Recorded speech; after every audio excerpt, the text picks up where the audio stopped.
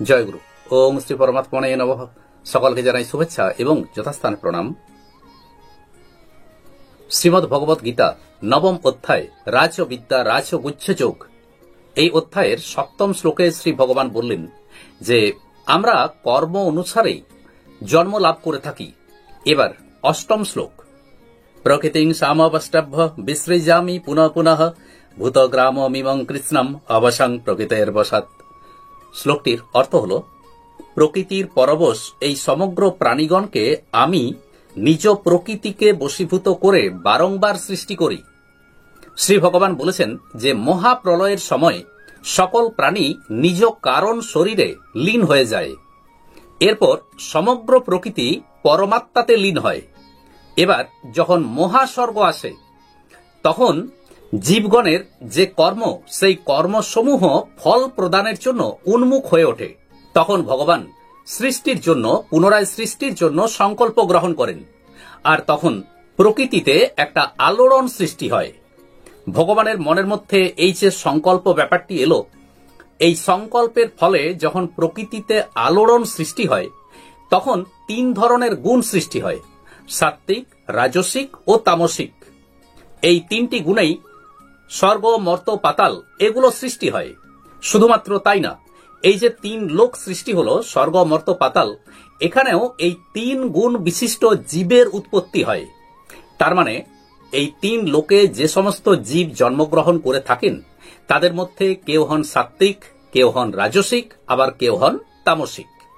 মহাপ্রলয়ের সময় এই যে বলা হলো যে প্রকৃতির মধ্যে সমগ্র জীবগণ লয়প্রাপ্ত হয়, লীনপ্রাপ্ত হয়, এর মানের ব্যাপারটা এই যে জীবগণের যে কর্ম, সেই কর্ম মহাপ্রলয়ের সময় প্রকৃতিতে লীন হয়, আর চেতন অংশ সেটি পরমাত্মাতে লয়প্রাপ্ত হয়।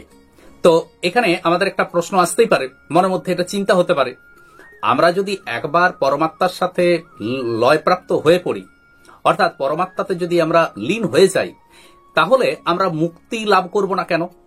আমাদেরকে আবার কেন এই পৃথিবীতে আসতে হবে?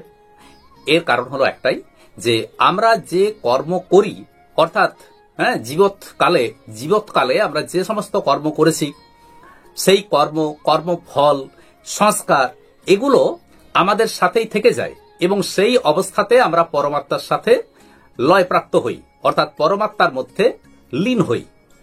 কাজেই আমরা কিন্তু মুক্তি লাভ করতে পারি না। লীন হওয়ার আগে যদি এই সমস্ত সংস্কার বা এই সমস্ত কর্মফল এগুলোকে ত্যাগ করতে পারতাম, তারপর যদি আমরা লীন হতাম, তাহলে আমরা মুক্তি লাভ করতে পারতাম। যেহেতু এগুলো আমরা পরিত্যাগ করতে পারি না, তাই মহাস্বর্গের সময় আমরা আমাদের ওই সংস্কার অনুসারে, আমাদের পূর্ব সংস্কার অনুসারে আমরা অনুরূপ শরীর লাভ করে থাকি, অর্থাৎ আমাদেরকে আবার জন্ম নিতে হয়। শ্রী ভগবান বললেন, প্রকৃতিং সামবষ্টাভ্য, অর্থাৎ এই প্রকৃতি হল শ্রী ভগবানের, পরমাত্মার এক অলৌকিক শক্তি।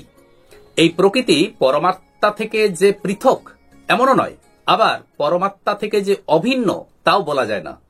এই প্রকৃতিকে স্বীকার করেই মহাস্বর্গের সময় ভগবান আবার সেই সমস্ত জীবেদের সৃষ্টি করে থাকেন, অর্থাৎ সেই সমস্ত জীব তারা আবার নতুন জন্ম গ্রহণ করে। কিভাবে? তাদের পূর্ব সংস্কার অনুসারে। তাহলে পরমাত্মা এই যে জীবকুলের সৃষ্টি করছেন, এটি কিন্তু তিনি একা করছেন না। তার ওই যে অলৌকিক অনির্বচনীয় শক্তি, অর্থাৎ প্রকৃতি, এই প্রকৃতির সহযোগেই তিনি কিন্তু সৃষ্টি কার্য করে থাকেন। প্রকৃতিকে বাদ দিয়ে তিনি যে সৃষ্টি করতে পারেন না, এর মানে এই নয় যে ভগবান অসমর্থ বা ভগবানের মধ্যে কিছু অভাব আছে যে কারণে তিনি প্রকৃতির সহযোগিতা নিচ্ছেন। ঠিক যেমন আমরা যখন একটা কাজ করি, সেই কাজ করার সময় আমরা তো নানা ধরনের দিক থেকে আমরা সাহায্য নিয়ে থাকি। কখনো কারো সাহায্য নিতে হয়, কখনো নিজের বুদ্ধিকে খাটিয়ে সেই কাজটা করতে হয়, আবার কখনো বা চিন্তা ভাবনা করে কাজটা করতে হয়, কখনো অল্প পরিশ্রমে আমরা কাজটা করি। তো এই যে নানা রকম করণ উপকরণ এগুলোকে গ্রহণ করছি, ঠিক তেমনি হবে শ্রী ভগবানও এই সৃষ্টির সময়, মহাস্বর্গের সময় প্রকৃতির সহযোগে তিনি সৃষ্টি কার্য সম্পন্ন করেন। ভগবান এই যে সৃষ্টি কার্য করেন, এই কর্মের সাথে মানুষের কর্মের কিন্তু একটা পার্থক্য আছে। মানুষ যখন কর্ম করে তখন সেই কর্মের সাথে মানুষ লিপ্ত হয়ে পড়ে, কেননা মানুষ চিন্তা করে এই কর্মটি আমি করছি, কর্মটি আমার জন্য করছি, এই কর্ম থেকে আমি লাভবান হব, বা এই কর্মটি আমারই কর্ম, কাজে আমি এটি করছি। কিন্তু ভগবান কর্ম করলেও তিনি সেই কর্মে লিপ্ত হন না। কর্মের উপর, প্রকৃতির উপর ভগবানের আধিপত্য আছে, কিন্তু তিনি তাতে লিপ্ত হন না। এবার শ্রী ভগবান বললেন, বিশ্রীজামি পুনঃ পুনঃ। ভগবান এই মহাস্বর্গের সময় যে সকল জীবগণকে সৃষ্টি করলেন তারা নানান কর্ম সম্পন্নকারী হয়। এই কারণেই ভগবান তাদেরকে নানাভাবে সৃষ্টি করেন। কেউ জলচর প্রাণী, কেউ স্থলচর প্রাণী, কেউ খেচর, কেউ উভচর। তো তাদেরকে নানা রকম ধরনের কর্ম করতে হয়। এই কারণেই তো ভগবান তাদেরকে নানাভাবে সৃষ্টি করেছেন। এখন ভগবান কাদেরকে সৃষ্টি করেন, অর্থাৎ কারা এই জন্মচক্রের মধ্যে আসে? ভগবান বলছেন যে যারা প্রকৃতির সাথে আমি আমার সম্পর্কে যারা লিপ্ত হয়ে আছে, আমি আমার সম্পর্কে যারা বশীভূত, কেবলমাত্র তাদেরকেই তিনি সৃষ্টি করেন। অর্থাৎ এই সমস্ত জীবগণ প্রকৃতির পরবশ, আর সেই কারণেই তাদেরকে ভগবান সৃষ্টি করে থাকেন। যদি তারা প্রকৃতির পরবশ না হতো তাহলে মহাস্বর্গের সময় তাদের সৃষ্টি হতো না।